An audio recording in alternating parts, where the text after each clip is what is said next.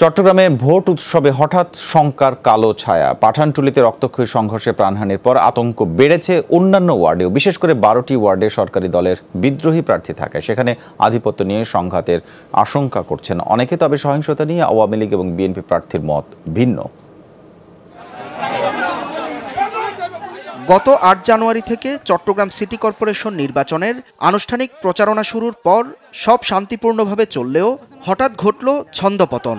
মঙ্গলবার রাতে পাঠানটুলি ওয়ার্ডে 2 কাউন্সিলর প্রার্থী সমর্থকদের রক্তক্ষয়ী সংঘর্ষে একজন নিহতের ঘটনায় পাল্টে গেছে চিত্র। ভোট উৎসবের মধ্যে এখন শঙ্কার ছায়া।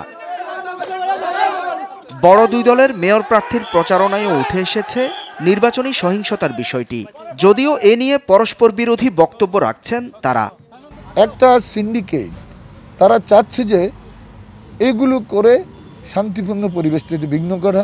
এগুলো যে বিএনপির কারসাজি নয় তাও কেমনে বলবো। আওয়ামী লীগের সন্ত্রাসীরা, যুবলীগের, ছাত্রলীগের সন্ত্রাসীরা এই কাজগুলো করছে, তাদেরকে অবশ্যই আইনের আওতায় এনে কঠোর শাস্তির বিধান রাখতে হবে।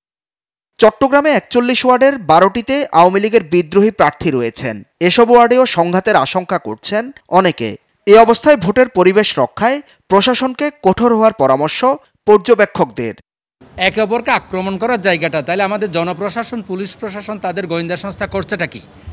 সুতরাং যা গওয়ার এটার খুব দৃষ্টান্তমূলক শাস্তির আওতায় আনা দরকার।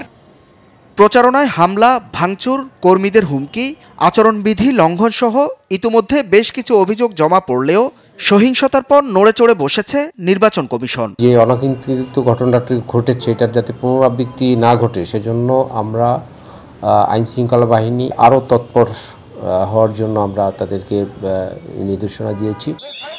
মঙ্গলবার রাতে পাঠানটুলিতে 2 কাউন্সিলর প্রার্থী সমর্থকদের গোলাগুলিতে একজন নিহত হন।